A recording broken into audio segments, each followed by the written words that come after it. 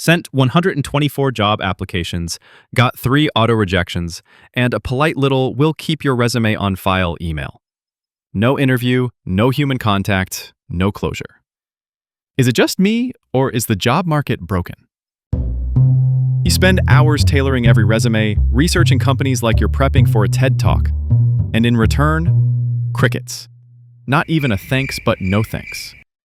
If it feels like the rules of the game changed and nobody told you, well, you're not alone. In this video, we'll cut through the silence, confusion, and ghosting, and focus on 5 tips that might still move the needle. Number 1. Tweak, don't spam. Sending the same CV to 100 jobs? That's not dedication. That's digital littering. Here's the problem. Recruiters can smell a generic application from 3 scrolls away. When your cover letter starts with, "to whom it may concern," and ends with, "I'm excited about this opportunity," they know you didn't bother. And if you didn't bother, why should they? Mass applying might feel productive, but it's actually a false sense of momentum. The more you spray, the less you stick. Instead of 50 copy-paste submissions, try 5 tailored ones. Yes, it takes longer, but so does staying unemployed. Read the job description. Mirror their language. Tailor your opening line. Why this company? This role? Now? The goal isn't just to get noticed. It's to get remembered. Number 2. Don't just apply, follow up. After hitting submit, most people sit back and wait. Don't be most people. Do what 98% of candidates don't.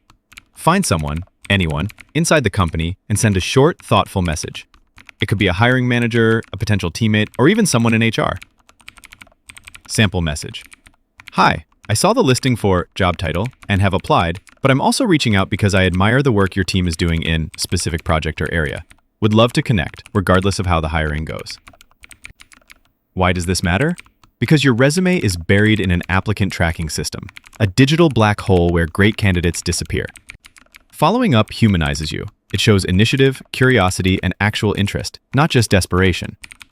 No, it doesn't guarantee a reply, but it massively increases your chances of being remembered. And when they do open your application, you're no longer just a name on paper. You're that person who reached out with a real voice, a real face, and a real reason to join. Number 3. LinkedIn is not a last-minute tool. Posting your resume on LinkedIn after you get retrenched is like showing up at a wedding hoping to date the bride. It's too late, and it's awkward for everyone. If you only show up when you're jobless, people can sense it. And let's be honest, no one enjoys being approached only when someone needs something. Instead, build quietly and consistently before you need help. Show what you do. Share a quick project takeaway, a useful article, or a lesson learned at work. Talk about what you're learning. It doesn't need to be groundbreaking, just honest. Add value, not desperation. Comment meaningfully on others' posts. Ask thoughtful questions. Say thank you when a post helps you see something differently. This isn't about selling yourself. It's about letting others see your thinking, how you solve problems, what you care about, how you show up. 1 post a week, 2 comments a day. That's enough to shift from invisible to seen.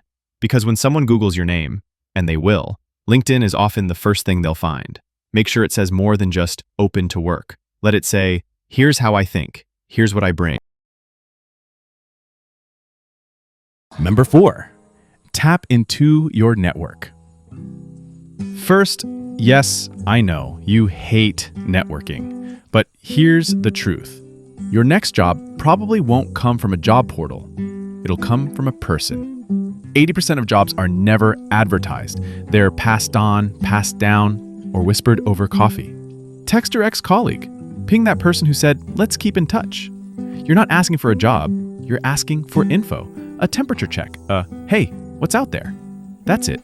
That opens doors. Number 5. Your identity does not equate with your job title. Don't let job rejections mess with your self-worth.